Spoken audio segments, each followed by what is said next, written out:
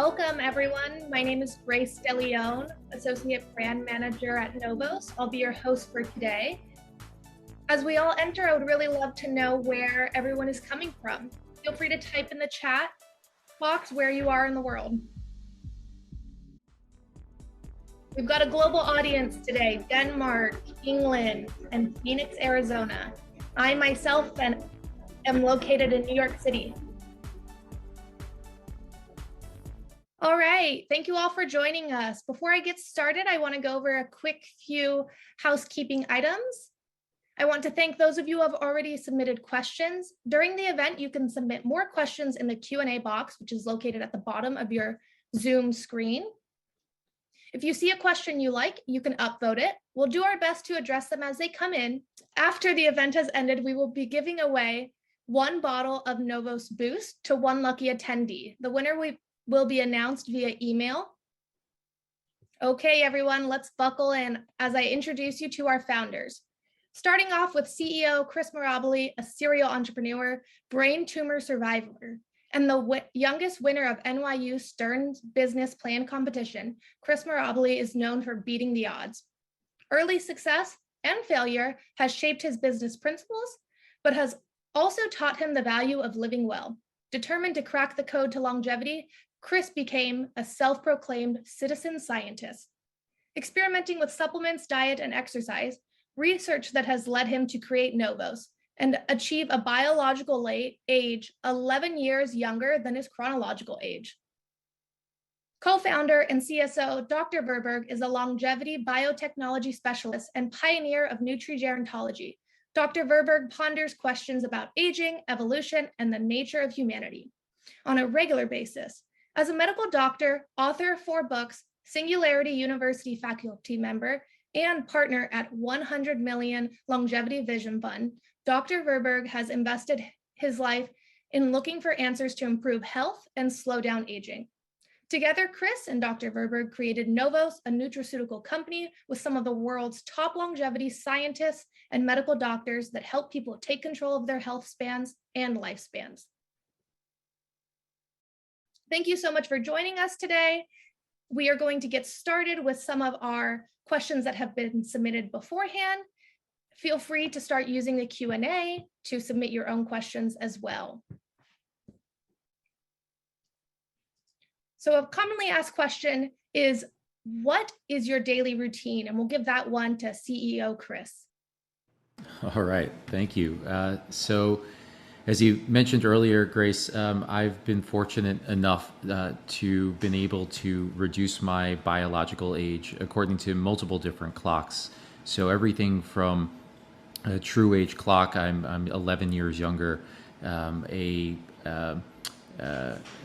telomere age clock, I'm 13 years younger, and other clocks bring me in at aging at the rate of basically 75% per year.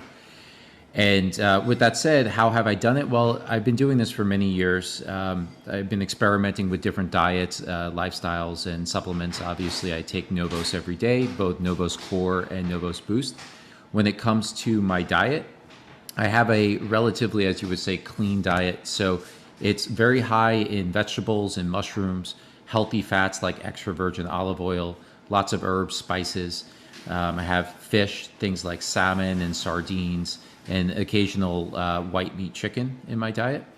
I have a little bit of fruit and slightly higher carbs on the weekends, like sweet potato or quinoa, oatmeal, things like that.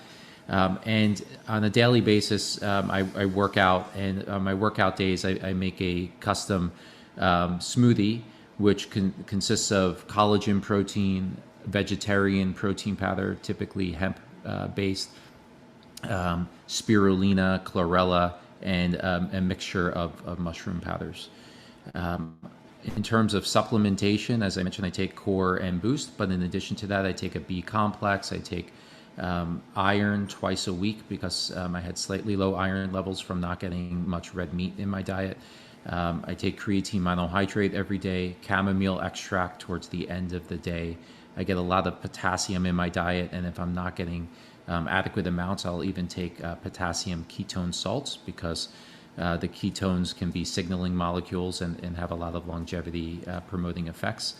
Iodine, so on and so forth. So there's a lot of things on the list. I can actually, in the coming weeks, upload this to our website. We'll be able to show like the day in the life. And this goes into other things like bio trackers, different devices I use like the Oura Ring or others, different tests I get done, from epigenetic clocks to different blood tests and so on. So we'll be pretty comprehensive with it and get more information up on our blog. Yeah, and perhaps to quickly add, if that sounds a lot to you, don't worry. We already have on our website like a longevity regimen. We posted it very recently due to popular demand. A lot of questions were asking, yeah, what supplement should I take? What food should I eat for longevity? Which devices can I acquire to sleep better and to improve relaxation and so on. So we just posted on our blog on novoslabs.com what we call our longevity regimen. And there you can find a whole list of supplements, foods, and devices you can use and consume to live a longer, healthier life. And we will continuously update that list with novel insights. And yeah, so that's the goal of our company is to be a platform enabling people to live longer, healthier lives and to disseminate as much as information about that as is possible. And also perhaps, yeah, we get often the question, Kris told us he's much younger biologically, so he's like chronologically 37 years old, but he's like in his 20s or so. And some people also ask how old I am. I'm 36, by the way. Yeah, we really try to reduce our biological age as much as possible, and using the best tests to assess our biological age. And we will also offer soon some of those best tests to assess your biological age on our website, which you can order to have a much better picture of your biological and age and rate of aging. Thanks for sharing, Dr. Verburgh. Speaking of other longevity supplements and routines, we have one question from a NOVOS member of our community. He says, "Hi, I'm 50 years old, follower of your work, and a happy customer taking both core and boost supplements. I have found very difficult to figure out is what other supplements I should take and where to get them from. I understand NOVOS does not provide them, and I have read all the different articles you have published on this subject, but it's still very hard to compress all that info into a list for recommended ones. Thank you for your recommendations." Yeah, that's a great question. So actually we differentiate between longevity supplements and health supplements. So health supplements are classical supplements, often consisting of micronutrients like vitamins, minerals, and omega-3 fatty acids, and so on. And these health supplements are very important, of course, for health. But if you take extra of them, you're not really going to extend your lifespan. So we don't really see, for other vitamins and minerals, if you take extra of them, we don't see an increase in lifespan, unfortunately. But if you're deficient in them, as a lot of people are in the West, we do see shortening of lifespan or acceleration of aging. And almost like 75% of people are deficient in magnesium. A lot of people are deficient in vitamin D, iodine deficiency, also a big problem. Despite having normal blood tests, a lot of people are unfortunately deficient. So it's very important to take health supplements, and we have written extensively about that on our website. And also it's important to take longevity supplements. So longevity supplements are different from health supplements in the sense that they can extend lifespan, including maximum lifespan. And these are things that are less common. These are substances you find much less in normal supplements. So these are things like microdose lithium, alpha ketoglutarate, but then the calcium form, which is very important. Things like glucosamine sulfate and so on. So these are not just your average vitamins and minerals. But to come back to that great question, yes, it's definitely important to make sure you have enough magnesium, vitamin D, iodine, choline, zinc, phosphatidylcholine, phosphatidylserine, omega-3 fatty acids, and then the right forms like triglycerides, not the ethyl esters. We have written an extensive blog post on our website too about omega-3 fatty acids and best triglyceride form and the phospholipid form, and even forms that you cannot find in supplements. So it's complicated, like by consuming fish roe, which has specific forms of phospholipid-based omega-3, which are very good at entering the brain. So I agree with that question. Supplementation is very complex, and doctors are not really trained in it, or at least most doctors, and the ones that are trained don't approach it from longevity. But to make a long story short, as I mentioned just before, on our website, we just posted the longevity regimen, and there you find all information. You find which supplements to take, how to take them. And especially for multivitamins, we also have written an extra blog post, how to take the best multivitamin and in the best way. And there we also explain the shortcomings of multivitamins and why you still can take them, but you have to make sure you take extra amounts of specific substances that you often don't find in high enough doses in multivitamins, like calcium, magnesium, potassium, and so on. And like Kris alluded to during just the previous question, Kris mentioned something very important, and I just want to emphasize it. That's potassium. So Kris said he uses potassium chloride salt, which is a great way to tremendously increase your intake of potassium. So you have plain regular salt, which is sodium chloride, but you also have potassium chloride, and that's another kind of salt. And ideally you buy, so instead of using normal salt, you use a salt that consists of 2/3 potassium chloride and about 1/3 sodium chloride, classical salt. And that's a great way, for example, to increase potassium levels, which is very important for blood vessel health. And we've seen in studies that for each gram of potassium you take extra, you substantially reduce your risk of a stroke, and so on. So these are small things, but that can have big impacts in the long term for your health and for longevity. But we all, summarize that on our blog. Thanks for sharing, Dr. Verburgh. And we are currently linking any blogs that we're referencing right now in the answering of these questions in the chat. So if you'd like to learn more about that, you can go to the chat and click the links to the blogs. Kris, would you be able to touch on if there's an age where it's too late to start taking NOVOS or other longevity solutions? Sure, happy to. So the quick answer is no, it's never too late to start. It's also not too early to start for most people, at least when they're in their teens. So the way I like to frame it is when it comes to things like exercise or eating healthy, would you ever tell somebody at any point in their lives that they should stop eating healthy or that it wouldn't pay to start eating healthy? Same thing with activity. You're always telling people that they should be physically active, to at the least go outdoors and walk if they're able to.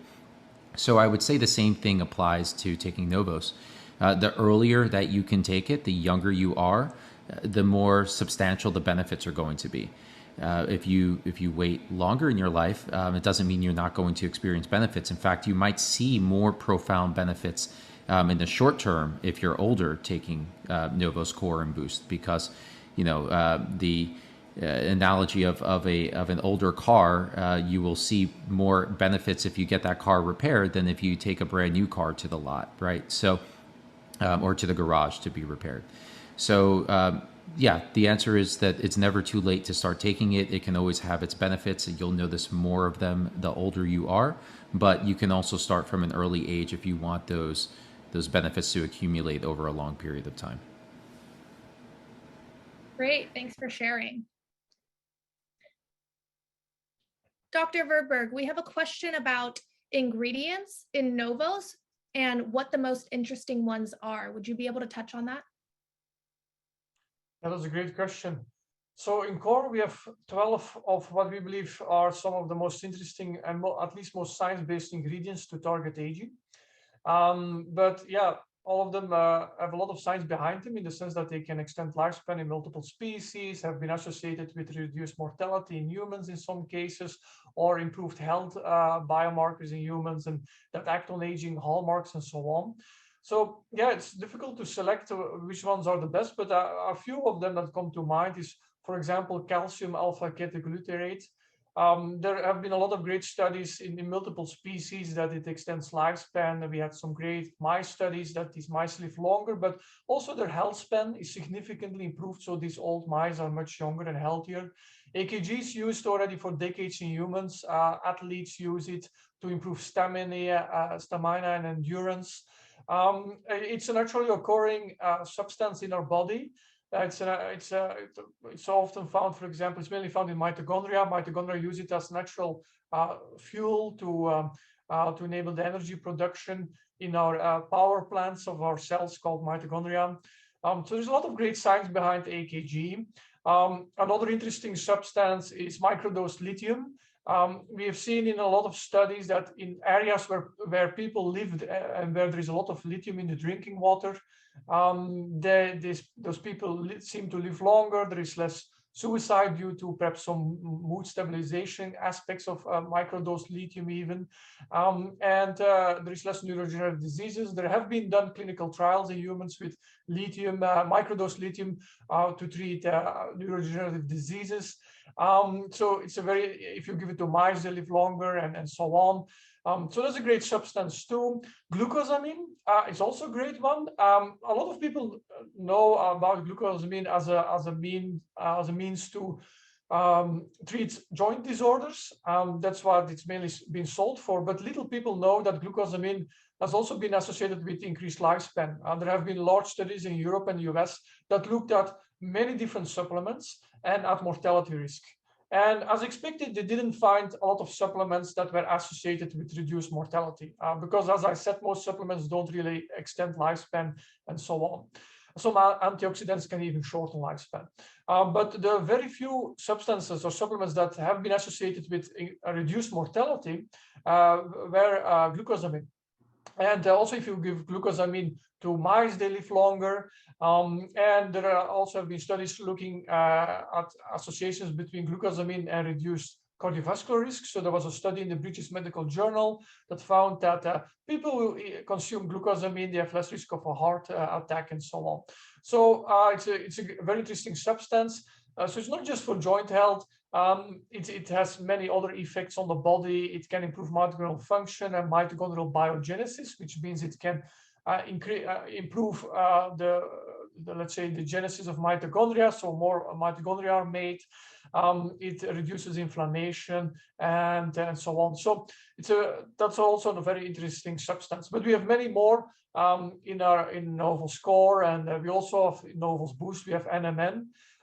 We were agnostic as to which NAD booster we would use, but we settled on NMN, also in discussion with our scientific advisory board, as being superior to NR, which is often still touted everywhere or on the internet for many reasons. But we also have an extensive blog article about NMN versus NR. But we believe, for example, NMN is also a very interesting longevity molecule. And we have many more, and perhaps we can discuss them in another AMA or during another, let's say, lecture that we are planning to give in the next weeks and months ahead.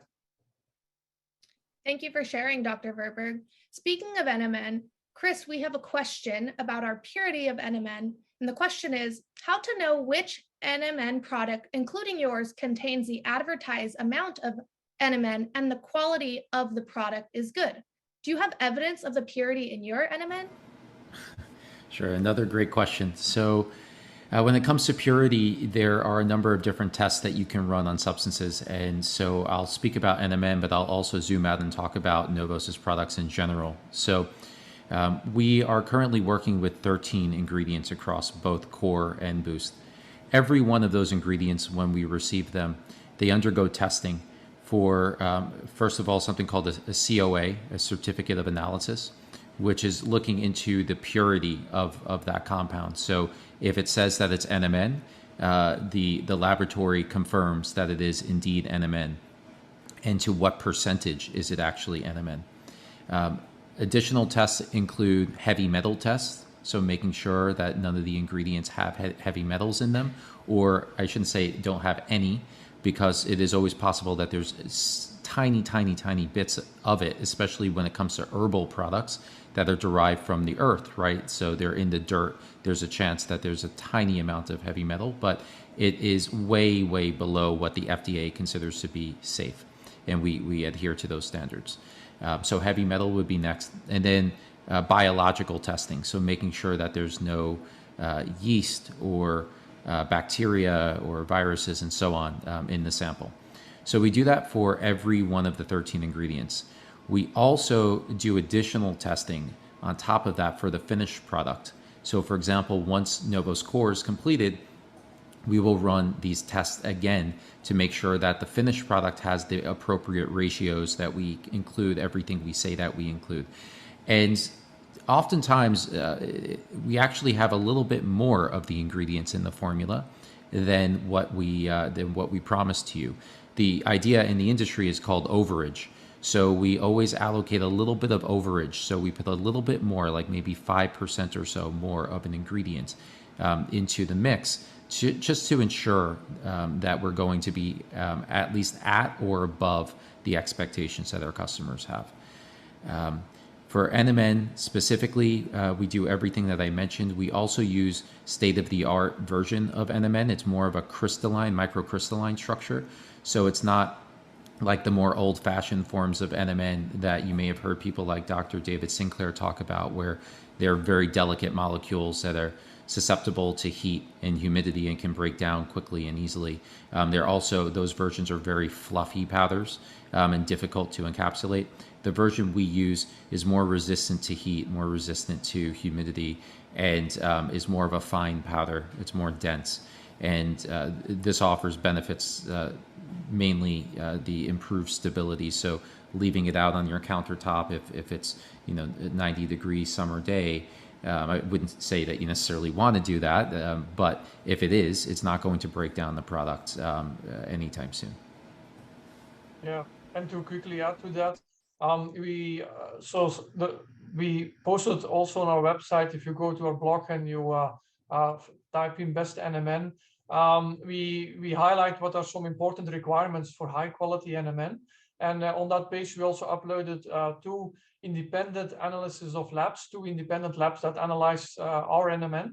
And that's quite unique because there is a lot of adulterated NMN online available. And even the companies that really want to offer pure NMN, they just post one certificate of analysis or one lab, independent lab test. But we have tested it twice by two independent labs based in the US, demonstrating the very high purity of our NMN. So that's quite unique. And you can look up the certificates there, and also read up why it's so important to have high quality NMN. And about the crystalline NMN, a lot of interesting patents have been written, and research is currently going on even in these more crystalline forms of NMN, and it's very interesting research. It's just for everybody who's participating to know, in case you haven't noticed, in the chat, Nicholas on our team is putting a lot of hyperlinks to the things we're talking about. So for example, the certificates of analysis, he linked to an article where we posted some of those. Other topics we've covered, there are links for, so keep an eye on that as we speak.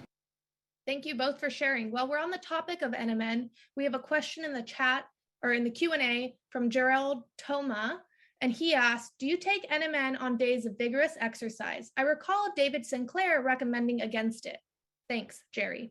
So I personally do take NMN on days of vigorous exercise. I'm not aware of David Sinclair recommending against it for NMN, although I haven't heard every word out of his mouth, so I can't claim to be correct with this. But I do recall him saying that he doesn't take metformin on days of vigorous exercise.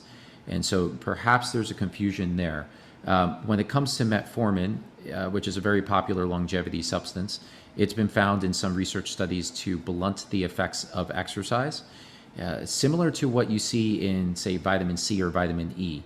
If you have large doses of vitamin C or vitamin E in close proximity to your exercise, the antioxidant capacities of these substances can intercept some of the free radicals that are produced through the exercise process. And those free radicals are actually healthy free radicals that are signaling to the body that the body should come back and repair you to be stronger, the process of hormesis essentially. And so vitamin C and E have been shown in multiple research studies to blunt the effects of exercise. Metformin has been found to do very similar.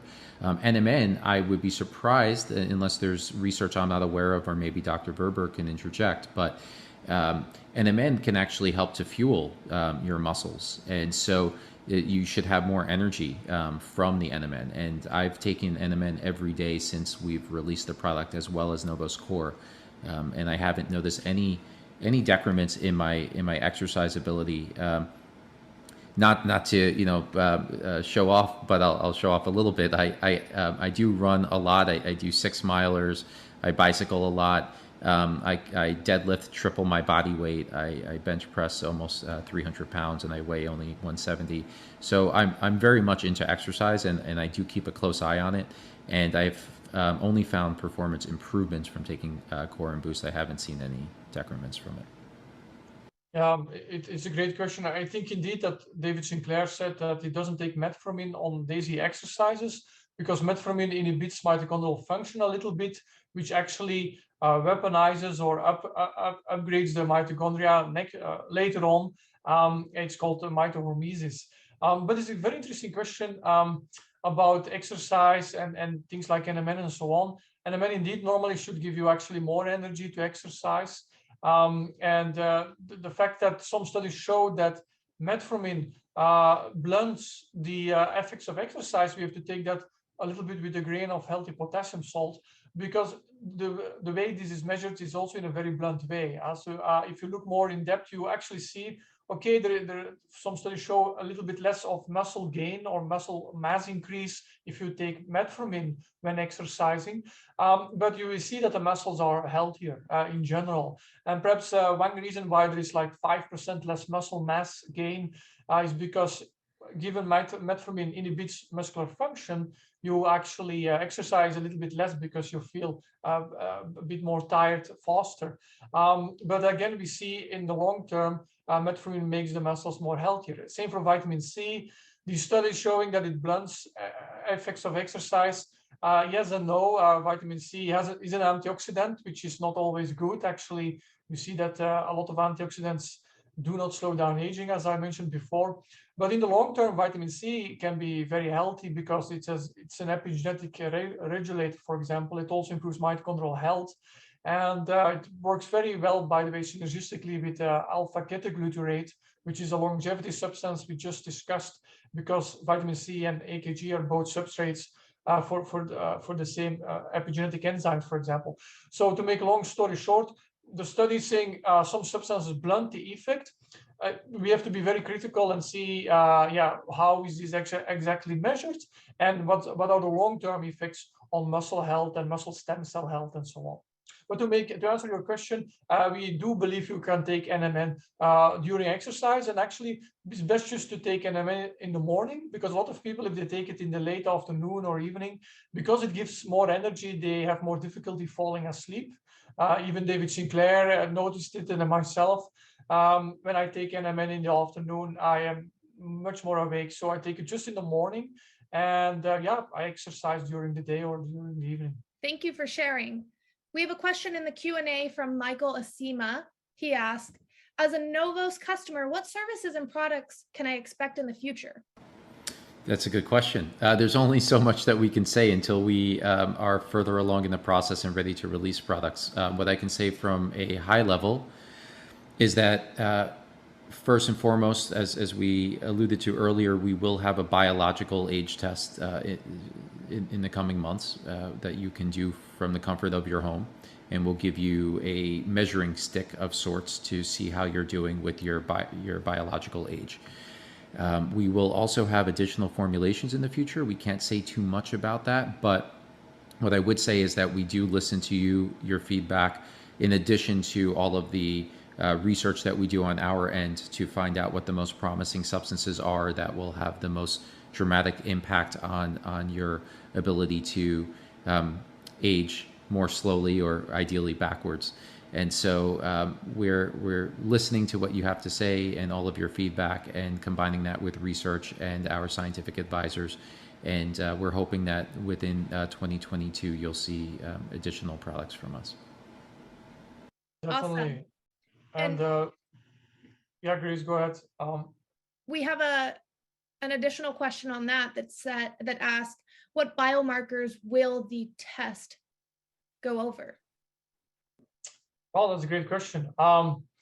So we will look into epigenetic clocks, and we will try to use, we are on the lookout, and actually we are in the process of trying to offer the best epigenetic clock possible for our customers at the best price. So we find it very important to empower people to live longer, healthier lives, and to do it as much as possible from home. I think one of the next revolutions in the medical field is that a lot of healthcare will move from the hospital to the living room. And we really want to be at the forefront there and help people to test their aging and biological age and their health from the convenience of their home, using tests that are in many ways better than when you would go to the hospital or to your medical doctor who's still using outdated blood tests and just measures your blood pressure and your body weight, and that's it, and says everything is okay, you're healthy according to your blood test, but then you're deficient in so many things, and you're epigenetically much older, and you have all these weight complaints, and your blood tests say, oh, everything is okay, which is absolutely not the case. And actually, we also written a blog article about the best blood test values to look at, and also to be skeptical of blood tests in many ways, because they are very difficult in tracking nutrient deficiencies, for example. But so regarding biomarkers, epigenetic clocks, we will offer soon in the next months. We will launch that, hopefully even sooner. We'll also offer the best blood tests and other biomarkers. We are following the field very closely of the best biomarkers for aging. It's a fast evolving and a quite new field, because as you know, it's very difficult to measure aging. Yeah, with the epigenetic clocks and better blood-based clocks, and also we see the advent of transcriptomic clocks, microbiome clocks, proteomic clocks, ribosomal clocks, and so on. We do foresee a very interesting next few years and decades where we will be finally, as medical doctors, will be able to offer much better tests to actually really assess how healthy people are. To give you an example of the problem, so a lot of people, they do cholesterol testing, for example, LDL, HDL, triglycerides, and so on. But up to 70% of people who end up in the hospital on the intensive care unit with a heart attack, they have normal cholesterol levels. So our blood tests are so, let's say, crude and primitive that definitely we need much better biomarkers in that regard, and we will offer those soon for our customers.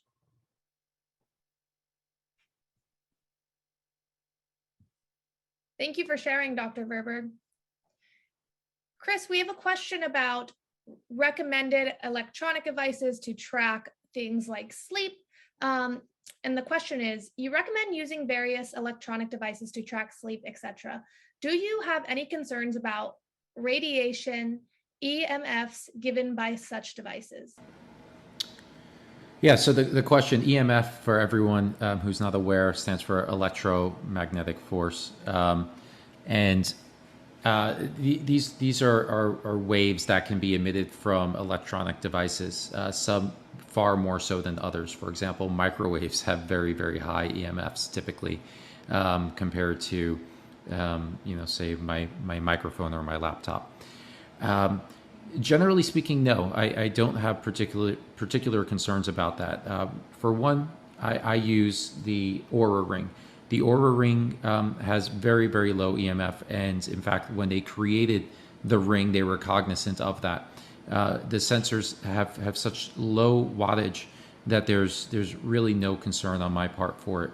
If you are super concerned about that, you can actually turn off Bluetooth from the ring and only turn it on when you put it on the charging cradle every day, for example. And so, in my bedroom, I don't really have any things that are electronic and are emitting any EMFs other than this ring, like I said, which I'm not particularly concerned about. Yeah, and to quickly add to that, regarding EMF, the jury is still out there. We are very science-based and very skeptical and critical. We always want to see the scientific evidence. So we have some, let's say, reservations about these things, but we have to look further into. We hope there will be further studies conducted in that matter that can further corroborate or EMF on and the effects on health. But it's definitely an interesting field. I do have to say that a lot of people who are sensitive to EMF, often there are other reasons why they are so sensitive or have these health problems. Often just simple deficiencies in a lot of micronutrients can make people sensitive to a lot of different things. EMF or food intolerances or stress or sounds or a lot of things that, so it's just that their health is so bad that they become susceptible to a lot of different things that would normal healthy people not really affect. So instead of focusing on EMF or on a specific kiwi food intolerance, we need to look at the upstream causes and the underlying causes, which are often simple nutrient deficiencies. So a lot of people are deficient in magnesium, in iodine, in vitamin D, in calcium, in iron, choline, and so on. And if you're deficient in those, you just have very bad health, and you feel you can have a lot of susceptibilities, food intolerances, brain fog and sleep problems and muscle aches. So often, we need to look more at the cause, at the root cause of why people can be sensitive to those things, which are actually not the things itself, because a lot of people don't have any problems with EMF or sound or specific foods.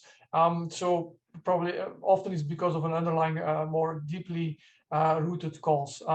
And that's again why we find so important to really help people to take their health into their own hands in that regard, and why we just uploaded that longevity regimen containing all micronutrients to take, which formats, which doses, and hopefully that can help you. Thanks for sharing. So speaking of these longevity technology devices and supplements, we have a question and comment from Gilbert Henry. He says, all the recommendations can get rather costly. Can someone please speak to how to prioritize what to take to help those with budget restrictions?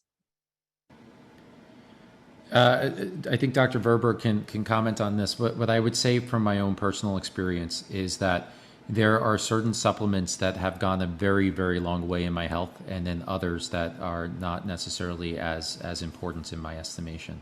So, for example, a B complex, the B vitamins, getting my daily dose of that has had a tremendous impact on my energy levels and even my brain function, my cognition, and so on.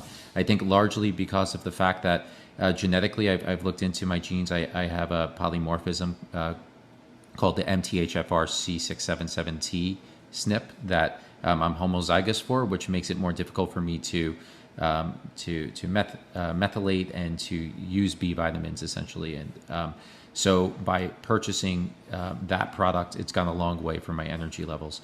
Vitamin D is a critical hormone / vitamin that most people, even in the summer, aren't getting enough of through natural sunlight and UV radiation, which has its own downfalls as well. So vitamin D is probably something that most people want to supplement with. Iodine, potentially. Iodine has gone a long way for me. Most people don't realize iodized salt. The iodine actually precipitates out of the container. So if you've got an open container of salt for an extended period of time, it has much less iodine than originally expected.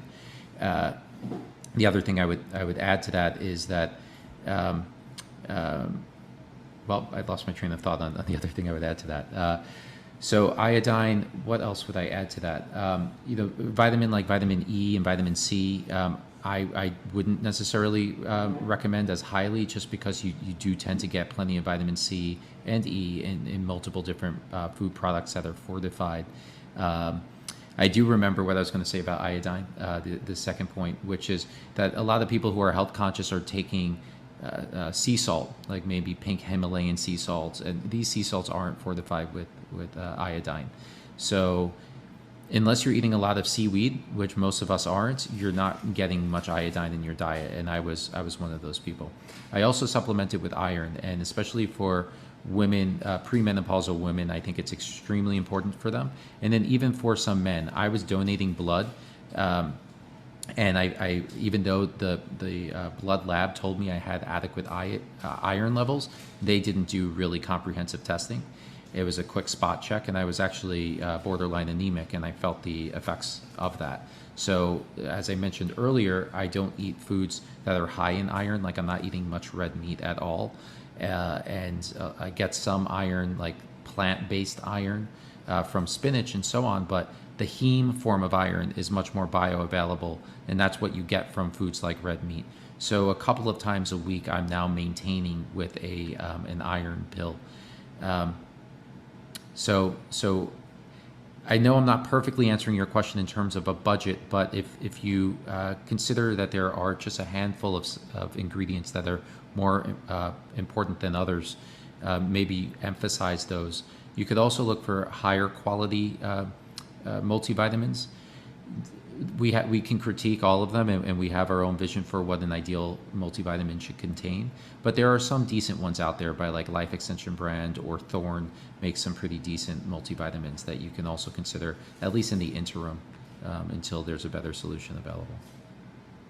Yeah, that's a great question, actually. And I think, Kris, you gave a great reply there. You really highlighted a lot of substances a lot of people are deficient in.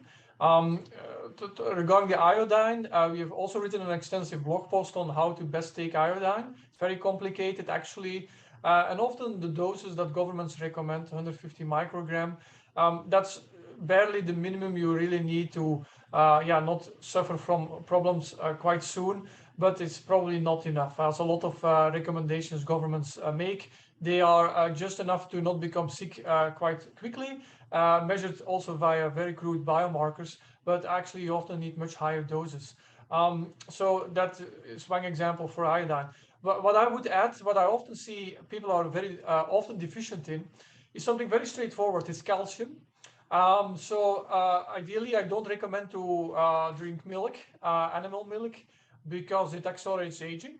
There are many reasons why milk very likely accelerates aging. It contains galactose, not lactose, galactose, which is a very strong cross-linker and induces inflammation. It contains all kinds of substances that activate aging pathways and so on. So I can talk for hours about milk and aging, but I'm not going to do that. But I don't drink milk, and I would not recommend drinking milk, contrary to most governments, for longevity, because very likely it accelerates aging. But if you don't drink milk, where to get calcium? And some people say, yeah, you can find it in vegetables, cruciferous vegetables like broccoli, and then in some nuts and so on. Yeah, but even then, it's very difficult to get enough calcium. So ideally, you just take 2 times 500 milligrams of calcium per day away from your iron, which, as Kris rightfully pointed out, a lot of people are also deficient in, especially women. Calcium is another example. I think magnesium is also something 70+% of people are deficient in. And magnesium, taking it as a supplement, most supplements are too low dosed. So ideally you take it as a powder, like magnesium malate powder, and you take about 2 grams of the magnesium malate powder per day, which contains about 300 milligrams of pure magnesium. Because we're speaking about the powder, magnesium malate. You also have the malate molecule, which is actually very healthy and also in some studies extends lifespan. So we would recommend, I would add to what Kris said, calcium, magnesium. And then another one I think is important is choline. There are a lot of, it's very complex. Choline can increase, perhaps a substrate that can increase your risk of heart disease, but choline is also very important for epigenetic health and so on. But if you don't want to take choline, you can take phosphatidylcholine, which is also very good for brain health. So these are a few examples I think are often very interesting and are very cheap. You can buy calcium or iron or even phosphatidylcholine quite cheaply in a lot of stores. And I would just very quickly add to that, if you do take NOVOS Core, it does contain magnesium and calcium and 100 milligrams of vitamin C. So 100 milligrams of vitamin C is 111% of the recommended daily intake.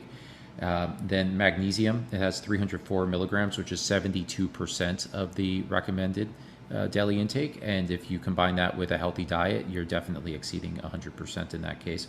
And then calcium, this contains 18% of your daily need for calcium as well. So you can hit a few birds with the stone of NOVOS Core. Yeah, and to quickly add one thing, because it's such an important question. Another huge, very significant deficiency is vitamin E. And it's found in a lot of supplements, but the vitamin E in a lot of supplements has a lot of shortcomings. It's synthetic, it's just one form, and sometimes in a lot of supplements, it's actually alpha tocopherol succinate, and it's actually a pro-oxidant. So anyway, so very bad vitamin E in a lot of supplements. So the best way to get vitamin E is not through supplements, but through food. And even if you eat high vitamin E foods, there is not that much vitamin E in it. So a lot of people are deficient in it, probably 90%, even having normal blood levels. So what I do to mitigate is I don't take vitamin E through supplements. I just eat foods that are very high in vitamin E, but even then you need to eat quite a lot of them. And so I eat two kinds of nuts, almonds and hazelnuts, which are very high in vitamin E, and sunflower seeds. But really 3 handfuls per day, because that's what you really need to get enough vitamin E. And most people almost never eat almonds and not that much. And that's one of the reasons why we see a lot of vitamin E deficiency. Not if you measure it in the blood, but if you calculate the vitamin E intake, normally that average Americans or Europeans would have, it's often way, way too low. So vitamin E, also something missed a lot. And yeah, if you take a supplement, you're not getting the right form of vitamin E and so on. Thanks for sharing. Dr. Verburgh, would you be able to touch upon how diet plays a factor into longevity and how important that is? Yeah, well, what a question. So I will try to keep it very, very short. I've written a book about that. That's called The Longevity Code. But anyway, so yeah, currently the best technology we have to live longer is our diet, is the food we eat, the things we drink. So it can substantially slow down the rate of aging and reduce the risk of heart disease, Alzheimer's disease, osteoarthritis, and so on. So food terribly important. What's a healthy longevity diet? Again, we have written an extensive article on our blog about that. You can even download our poster we created for free, of course. So it's like a disc, and in that disc you see everything that's unhealthy, and you can replace it with more healthier foods. So anyway, so check out the NOVOS Longevity Diet blog post and download that poster and put it on your refrigerator, because I think it's a great tool to immediately see what's healthy food. But to summarize it very briefly, 3 important things to live longer, nutrition-wise. So less fast carbs. So this not just means less sugars or sugary foods like cookies and cake and soda, but also less starchy foods. So consume less bread, potatoes, pasta, and rice, because these foods are mainly made of starch, and starch is also composed of long chains of glucose. So if you eat potatoes, you have a very high sugar peak in your blood. If you eat pasta, it's a lower sugar peak, but also very protracted sugar peak, because you dump huge amounts of glucose into your bloodstream from the starch. So I would eat less bread, potatoes, pasta, rice. And that's a big problem, because I often see patients like, I want to lose weight, and I've stopped eating sugary foods, and I started to exercise. And doctor, I'm still not losing weight. How is that possible? And then if you look at your diet, they still eat a lot of bread in the morning, or cereals. They eat pasta and so on. So of course you need to substantially cut back on those and replace bread, potatoes, pasta, and rice with 3 alternatives, with legumes, with extra vegetables, and with mushrooms, and even quinoa, for example. So instead of potato mash, just eat broccoli mash. Instead of rice, eat lentils, for example, and so on. Second thing, less animal protein. If you do eat animal protein, replace red meat more with white meat, like poultry, and replace it also more with fatty fish. And try to consume also more plant-based protein from nuts and legumes and mushrooms and so on. And thirdly, very important, consume more healthy fats. In the West, we have this fat phobia, and lots of people are deficient in healthy fats, so including fatty acids and phosphatidyl choline and all kinds of other healthy fats. So consume more avocado. I eat every morning avocado. We have a recipe also on our website, and I think on our Instagram account. what I eat for breakfast, but it's like over snippets of deep freezed avocado I found the evening before with blueberries and nuts and so on, and some quinoa flakes with vegetable milk. But that's a great way to consume more avocado, consume more olives. Nuts like walnuts, seeds like chia seeds are very high in omega-3s. Flaxseed also very high in omega-3. So these are a few examples of to increase your intake of fat. So very short, less fast carbs, including starches, more healthy fats, and more, let's say, plant-based protein. And if you do eat protein, more white meat and fatty fish. And then, of course, all kinds of longevity foods. Again, we posted the best longevity foods on our website, so you can just Google on our blog. But some interesting longevity foods are blueberries. They contain a lot of very interesting substances like anthocyanidins that are DNA protective and so on.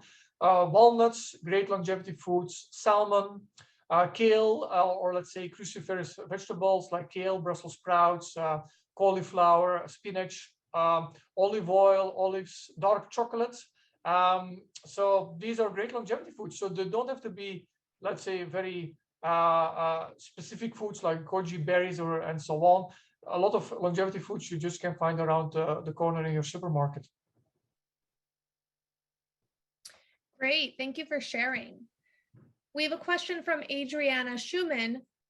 She states, please address lithium, bone density for someone with osteopenia, and safety of lithium. Yeah. That's for you, Dr. Verburgh. Well, that's an interesting question. The dose of lithium we use is very low. It's microdose lithium. And actually, we see a lot of protective effects of that kind of lithium. So in very, very, very high doses, as are given in psychiatric settings, there could be problems with lithium for kidney health and so on. But we use doses that are hundreds of times lower. And at that dose, we actually see a lot of cytoprotective effects. So the microdose lithium, due to its epigenetic effects, for example, has cell protective effects. So it can protect kidney cells and bone cells and stem cells and so on. So actually, microdose lithium is very interesting for also, let's say, general health, including bone health and so on. We again have written a very extensive article on how to improve bone health on our website. And there you find a lot of other specific substances that can improve bone health and osteopenia. And these are things like even AKG, so alpha-ketoglutarate, as shown in studies in humans to improve bone health and reduce osteoporosis. NMN has also shown to improve stem cells in the bone. Glucosamine and so on. It's not just good for joints, but apparently also for the bone. And also for bone health, it's important, of course, to take the classical recommendations like vitamin K combined with vitamin D and calcium. And interestingly, we also see a lot of studies demonstrating the importance of quite an unexpected ingredient for bone health, which is omega-3. So omega-3 fatty acids also have shown to improve bone health.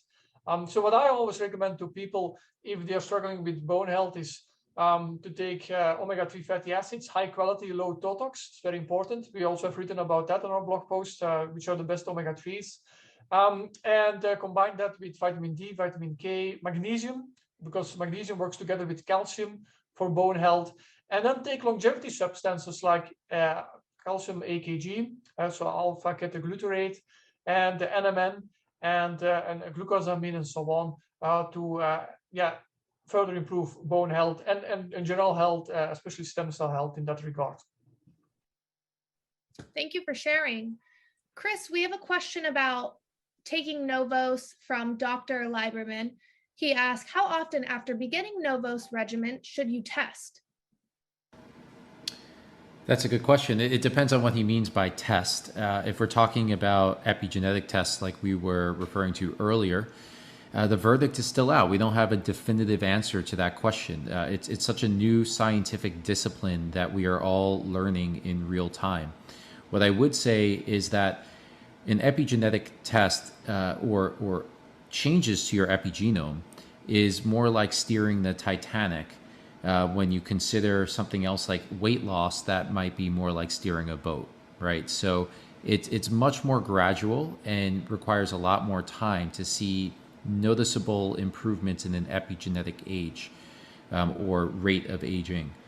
Another thing to keep in mind is that these tests have a margin of error in them as well. And so you can take the same test today and again tomorrow, and it can give you two different ages. And it's because, again, there's this margin of error that's incorporated into the algorithm, into the mathematics behind that formula. So it's a long answer I'm giving, but the shorter answer is that you need to give it adequate time. Our best guess at this point would be at least 6 months, possibly 12 months. And we don't know definitively yet to what degree you're going to see changes in that time span. There are additional tests that are also possible, like looking at inflammatory markers and so on, that Dr. Verburgh either now or another time can go over. But it's important for people to be aware of the strengths and the limitations of these tests, especially in this earlier stage of their development. Yeah, I definitely agree with what Kris just said. So about epigenetic tests, we looked at almost every epigenetic test under the sun and the new ones in development. But as Kris said, they are very good to determine your biological age, but to use them to determine or assess an intervention, that's much more difficult. Most of them are not accurate enough for that yet. So if you're like 50 years old, and you do an epigenetic test to determine whether you're like 58 years old biologically because you live unhealthy, that's great. Epigenetic tests are already great for that, to have a general overview of like, are you many years older or many years younger, and that is indicative of your health, your global health. And that's for that, epigenetic tests are already much better than blood tests and so on. But to use an epigenetic test to test an intervention, you take a supplement, and then you test first epigenetically, and then take a supplement for 6 months, and then retest, hoping that epigenetic age is reversed. Tests are not accurate for that yet. They are being fine-tuned. But there are some clinical trials that do show that intensive lifestyle intervention programs can reverse the epigenetic age. But that was done on a group level.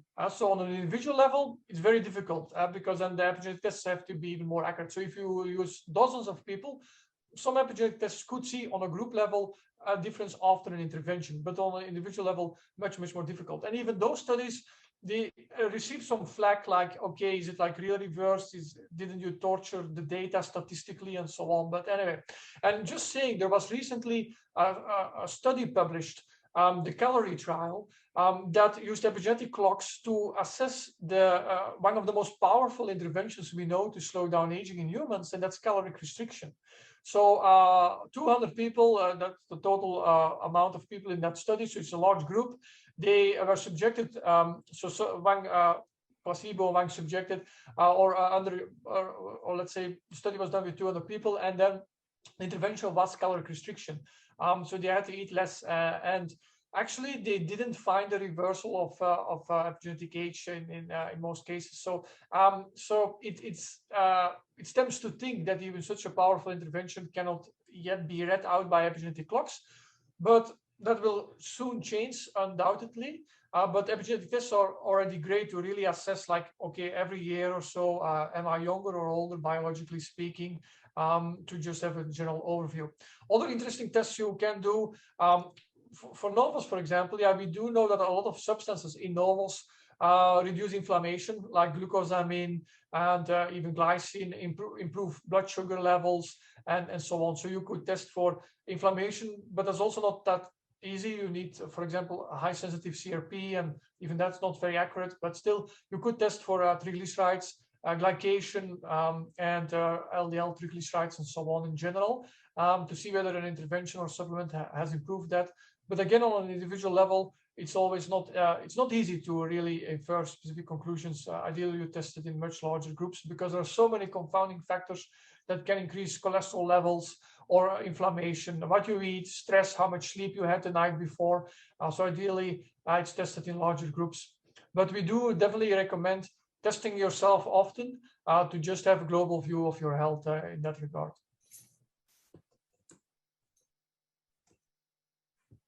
All right. Thank you both for sharing. We are running out of time for today, so I want to thank Kris and Dr. Verburgh for speaking with us today, and we want to thank everyone for joining with us. If you could give us a follow on Instagram, or if you'd like to subscribe to our email list, that is where you can stay up to date with everything NOVOS, longevity, and much more. And don't forget, we'll be announcing the winner of the giveaway very soon. Thank you all. Great, thank you. Thank you, guys.